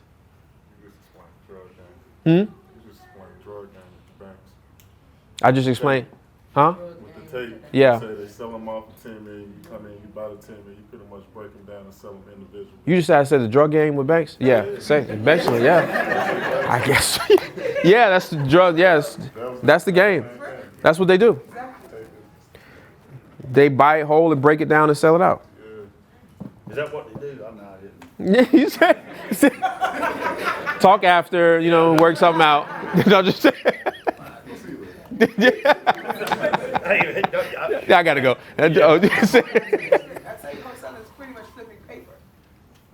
Yeah. The way you learn, if that's how you learn it, then do it that way, because it's actually the same thing. A lot of businesses. There's a lot of companies in the middle that make millions. There's a lot of, Amazon is a middle company. They tearing it up right now. Right? Right? Uber is a middle company. Amazon, actually, they just barely started making their own products. But essentially, they created the best logistics game in the world. And products from Amazon don't own them. They just have a warehouse. And you send it to, I used to sell products to Amazon. You sell it to the warehouse. Everything. I tell you, I had 10 failed businesses before I got here. They send it into Amazon. The Amazon sells it and takes a percentage of each single item that goes out. Yeah. Walmart the same way. They buy all their products on a 90-day net. Yep. So everything you see on the shelf, they got 90 days to pay it back. They ain't never paid for it. Nope, never. They wholesale you some eggs.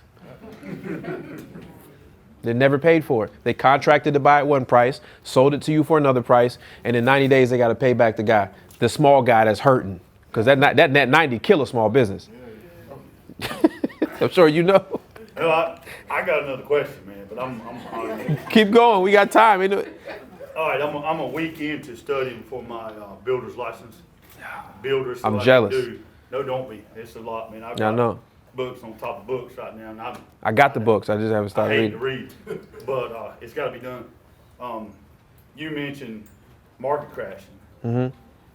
Should I push that to the side and just go wholesaling and flipping? And the only reason I started reading and I bought the books and getting into it, which I just want to take on a different role like everybody does. But my son wanted to build a house by the end of the year, and then that got pushed back. And I said, so I pushed the books back a little bit. But just a week ago, I brought them back out, and I said, it's time to get these things. And If you want to get it, because if the market crashes, it's still going to be useful in some way. But I mean, if I were you, I would learn this wholesale game very quickly. You're already halfway there. You have advantages that a lot of these people don't know. One, because you know how things cost. Right. You have no fear of knocking on a door and talking to people. Right. All you got to understand is how to get the contract and what contract to use, and that's it. That's literally, that's all you're lacking. Yeah, well, I mean, I've said that for a year, that I can't handle the office stuff, but outside the office, I got it. You can make a ton of money in this business. It's an ATM machine, and you can do it from no responsibilities. You can do it from anywhere in the world. Well, see that. Yeah. I got a question for you, man. Yes, sir. Where does the physical contract come from if you're virtual? DocuSign. Yeah, we never signed stuff physical. So what if I guess if you run up on a homeowner that my dad flip on. You go to mobile. Man, we improvise. We fax it. Older folks, they love fax machine. Yeah, I faxed contracts to liquor stores before. Okay. That's where they want to get the contract. We USPS it and put a tracking number on it. And the number one secret is when you put the tracking number, you call the same day, say, hey, I see you got the contract. Let me know once you put it back in the mail. And you call them, they bluff, let them know you're expecting for them to sign it. Yeah, one, two. Use mobile notice as well, but some older folk, they don't like strange people in their house, so they're not going for that. Yeah, that's why we don't use mobile notice. I got invited for tea the last time I knocked on the door. It happens. Plenty of times. But mobile notaries are that's one of my failed companies, American Mobile Notary Solutions. So I know all about it. 123notary.com. You can send somebody to a house and just tell them, hey, look, I'm having an official state signing agent. You can use words that make sense that will come and verify the documents, look at your ID, make sure you're the owner, and then at that point it's between $75 and $125 to get it signed. But then you got it notarized. It's just another thing. But really, I'm on a plane signing with my finger. 123mobilenotary.com. Yeah. I think this afternoon I had like 7 choices how my penmanship needed to look. There you go. Just tap whichever one. And that's it. And it's a valid contract these days. Yeah. It's a little confirmation number that makes it valid. Yep. Yes. Just want to get an understanding of what the assignment contract should look like if you're not wanting your buyer to see the assignment fee until they put the money in for the transaction. Yeah, it's going to have it on there. Every assignment contract is going to have it in it. Have you done a deal yet? So here's what happened. I was watching your video the other day, real quick, and you were like, somebody kept asking for a cold call script for months. They didn't take action. I was like, that's not going to be me. So I put an ad on Craigslist. The next day my phone rings. Long story short, God wants to sell this property. Oh my gosh, I didn't know what to do. So I go see it, because I was like, oh, let's link up tomorrow. He said, you want to come see it today? Oh my God, I don't know what to do. So anyway, long story short, I got the contract, because Max said do something. Right. And so now I have this contract, and I was like, well, what do I do? How do I market it? What's next? Like, I sent the contract to the attorney's office, and like, I don't. Did you get a deal? Is it a deal? Yeah. I think so, but I don't really know, because it's in that area where they're tearing down all the houses and building new houses. And What is it? What area? What Winston-Salem, it's in Charlotte? Lexington, which I didn't even know where Lexington was until I drove up there to see it. But I mean, What price did you get it for? Just ask. $5,000. Come on, you can't go wrong. That's what I thought. It's I said, lanes if worth I have it. to buy it myself until I, you know what I mean? It didn't seem horrible. So What is it? Less than a half an acre lot? So they called you and you're asking this is. Check the land glide. It shows you the acreage on it. Yeah. Yeah, I don't know. I like that you took action. I know that. I mean, you gotta have. Listen. Less than the land is worth, and then I mean the land is worth like. And they're building. Where's the closest build, like construction going on right now? Like 2 blocks up, they just sold the house for like 101 that they just put on their lot, and the rest of them were like 140, like a couple blocks. And they so new construction. Yeah, they just. How's the rest of the block look? Look like it probably need to be new construction, but people are living in it. I don't know how or why, but Is the house you put on a contract livable? no, no. Can I ask a question? Sure. Can she market that deal to one of the contractors 2 blocks down to building the? Yeah, that's what I do. That's what I thought. I was Yeah. trying to like figure out how to find that information. I like text one that did something, sold something, but they didn't know. Drive down. Do you live in Lexington? No, but I'll drive to Yeah. Go. Where you live at? Charlotte. Yeah. Head over to Lexington. Middle of like early morning, or after lunch. Usually early morning is when the boss is gonna be there because he's gonna dip out for the rest of the day. And just talk to him. Thanks a lot. I mean, I true though. Can I, one more thing? Yeah. Don't give. When you go talk to these contractors, a lot of them, and I'm not saying I'm better than all these other ones, but a lot of them are gonna try to lowball you or talk down to you or something. And, you know, pay less, obviously, but walk away from it. Mm-hmm. I mean, you know, leave your number, but walk away from it. And if you have a problem finding that builder, I have my VA, my acquisition manager, Jasmine. I called Max about a deal we locked up in Charlotte, a lot. And she cold called the realtor who listed the house, because obviously they got a disposition house. Right. And the realtor put him in touch with the builder, and the builder wanted it. But by the time we realized that we had 2 people want to buy it, the title work was bad. It was a quick claim deed. By the time we got the title work back, I was irritated. So we still trying to figure It's that a out. bad failing, ain't it? Yeah. Yeah. Yes, ma'am. So to start wholesaling, do you need to have a contract attorney or real estate attorney? In my opinion, you just need to hop out of the plane without a purse and figure out Yeah. on the way down. That's my opinion. Yeah. Steve Harvey. Just do it. Jump. You know, because when I started, I was broke. I was like, I'm not suable. Nobody's gonna waste their time to sue me. Like they're simply gonna Google my name or put me in the assessor's data and have nothing. So it was like, what do I got to lose here? You can't, you know. So it was like, just gotta go. And I know people. It's like I know it's buying real estate, buying and selling real estate, and most people never do it but once or twice in their entire life. But it's really not that difficult. It's no different than a car, no different than any other thing you would buy. It's just got a little bit more moving pieces. And I know when you say, oh, you got to see an attorney, you think it's going to be all crazy. It's not. These real estate. So there's real estate attorneys that only specialize in real estate. That's all they do. They make $400, $500, $1,200 a transaction. Well, I have like a friend who's a contract attorney for a big firm in Charlotte, so I was like, is it necessary to have? No, because like contract law, they would know something, but if it's not real estate specific, they wouldn't know much about it at all. They probably a corporate contract attorney. They are. Yeah. They probably wouldn't know much about real estate contract law. Is that it? Oh, back there, what's up? Do you work with one specific real estate attorney? Yeah. I work with 2. Eric Ellison and Brian Elam. Because sometimes the deal flow, you want to get on the calendar, and you got to think who got it, who can do it. What's their names again? Brian Elam, who owns Innovative Closing Solutions. He has an office on Peace Haven Road. He has a Greensboro office and a Lake Norman office.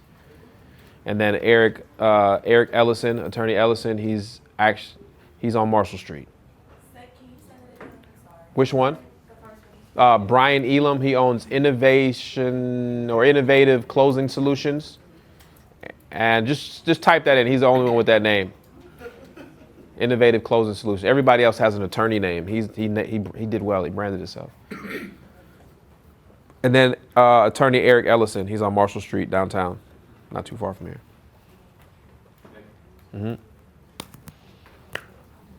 What time are we supposed to leave? 9? We supposed to leave at 8:30? We were waiting an hour and a half for you. Yeah, I know. Blame it on Matt. Where's Matt at? And he left again. Yes, sir.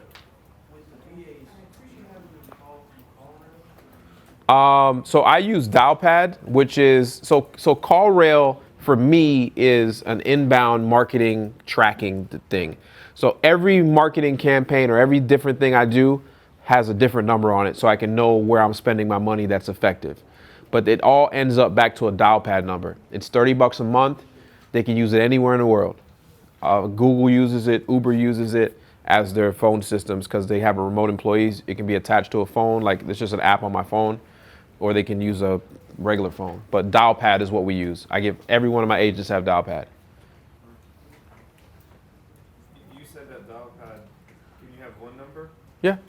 And advertise that in like No, you don't do that. Don't do that. Advertise a CallRail number. CallRail's $30 a month, but they give you 10 marketing numbers.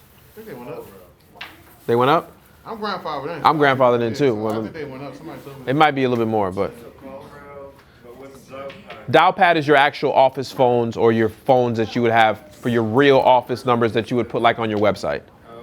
But even then, so Still don't give them Dialpad. yeah, I'd never give out a Dialpad number. It's always CallRail. Because if I'm doing a bandit sign, I'm going to put a different number on it. If I'm doing postcards, I want to put a different number on it. If I put a number on the side of a vehicle or anywhere, it's a different number. So I can see in my CallRail what marketing piece they called. So next month I can say, oh, well, billboards are working better. Let me shift more money to the billboards. It's an app. Yeah, it's a app on your phone and on the web app. And then you said Dialpad used like within the office, like between. Yeah, everybody in my office has a Dialpad number. So not personal number? No. Mm-mm. All my VAs got Dialpad numbers. And the reason is it's linked to their Android phone. Mhm. Most in the Philippines, they use Android.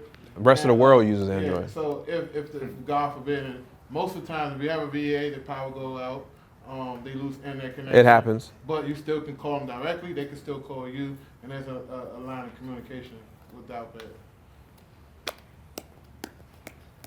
Yes, sir. While cold calling, do you use a Dialpad number? No. It depends on the CRM you decide to use. Yeah. If you use IRL, or if you decide to Mojo or Call Tools, whatever, you are able to put whatever you want in as a call like Yeah. number. So, But you they gonna pay charge you by pay per minute. Yeah. So what you want to do is get you some type of a dialer.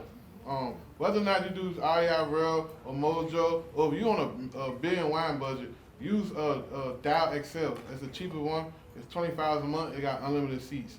And you put the number and the call ID from the call. You can pick whatever number you pick want. Whatever number, and you can call from that number. And then just make sure you have the number forward to the right person, so when the people call back, whatever campaigns you're doing, it's able to get to the right person. Dial XL. You pay $25 a month for it. It's a little cheap little app they put together, and it's merged into Twilio. You have to have a Twilio account. It's for like geeky developers like Maxwell. Nah, not me like that. I'll break it. Yeah, and it's $25 a month, and you can put you can have unlimited seats. So if you're trying to scale, you're trying to get all these cold calls, you don't want to spend $180 a month per seat. You definitely can use that as an alternative to help keep your costs down. Are both of you stationed in North Carolina, like based? Like, I know you said you like to travel. I'm my office in Winston-Salem. I live 15 minutes outside of BWI Airport in Maryland. Oh, that's what it I got an accent? What? An accent? I got an accent? I don't know. I'm your wife. I don't know. He said you ain't from around here. Oh, appreciate it. Yeah, so I'm based in Winston-Salem. I'm from Winston-Salem, and he just drove down to be with you guys. Yeah. Y'all don't shape a no-call list with these numbers, do you? Text them. That avoids it? Text the no call list. So that if they're on a do not call list, it means do not call. They ain't say do not text. And there's different compliances, like there's a gray area that people talk about that you're not selling a product. Right. Right? You're offering to buy something that they have. Right. Right? There's a there's Over here in real estate, when we're real estate agents, it's that whole, like $25,000 fine or something like that. yeah, because you guys are calling it. Oh, I'm sorry, I didn't know. You're trying to solicit your service. Yeah. We're trying to buy something they have. Right. I'm trying to solve the problem. Yeah. It's like a different thing, but one thing we do scrub against is the litigators list. Right. Litigators are known people that wait for you to call them so they can sue you. That's how they make their money. Where can you get that? Just search, just Google, and it'll just free. It's free. You just put your numbers in there, and it'll say, "Hey, this guy, don't call him." You Google them, and if they come up all But if you guys are not doing this at scale, this is something you never have to worry about till you get there. We'll call 10,000 numbers in a day. So if you're not doing it at scale, you don't worry about it. If you just call as John, they're not going to sue you. It's a random conversation. What happens is when you're calling 10,000 people in a day. Do you keep more money from that, from the retirement account? So the individual, is it the individual retirement account? Self-directed, yeah. Self-directed. Yeah. So you keep more money maneuvering that way? Just depends on your business strategy. You did a Like I have overhead, right? So I have people to pay. So I can't take every deal over there. Sure. Just like some of the home runs. Okay.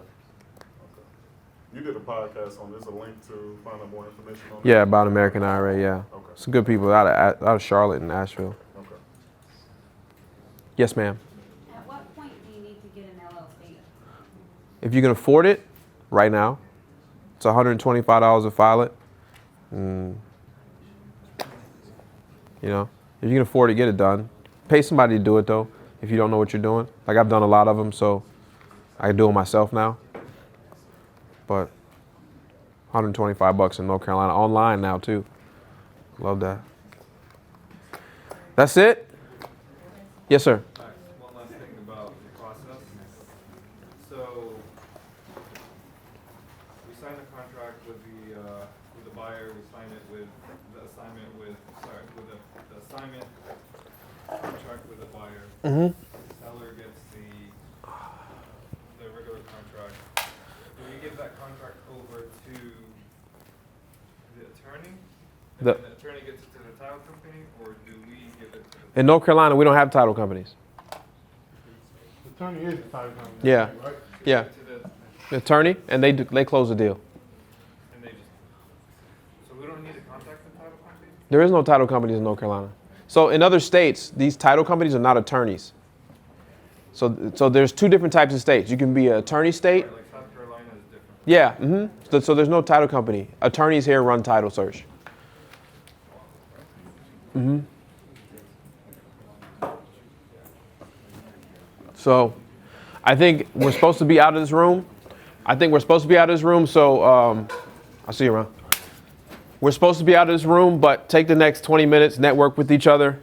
That's pretty much it. Just mingle with each other. If you guys, my staff is here, so if you have questions, they're in the back. Francis, my brother Orlando, Shannon, Addie, everybody's back there. If you guys have a deal that you're thinking about selling, 2 meetups ago, we bought 2 deals out of there. We bought 2. I think it was everybody was there. Was it 3 deals? Oh, we bought 3 deals out of the 2 last meetups, and I think 2 of them were their first deals.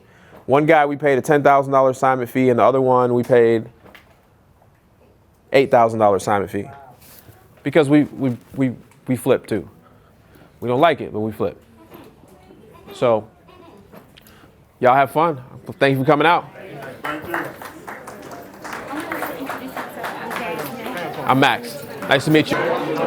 You all I right? got much to say. I just really want to say thank you. Yeah, man. Honestly, I've not made my first dollar in this thing, but you have changed my life. Yeah, man. I can see that. I can see. Now, I see your mind transitioning while you sitting there. You like this? You like? I'm telling you, it's crazy. So I just at least had to come tell you thank you. Appreciate it, man. Next time I see you, it's gonna be older. You local here? Fayetteville. Fayetteville? Okay, not too far. Yeah, the Fayetteville market. Somebody had actually introduced me to conversation on her couch. Really? November of last year. Wow. Okay. And it just changed my life. I got into analysis paralysis. Yeah, yeah. All that fun stuff. I done pushed Get to past it. That, Get to it. Started putting actions, and I'm just ready to make this thing happen. Make it happen, man. You made the first step is right here. Yeah. You're doing it. Yeah, man. Safe travels back home. Thank you.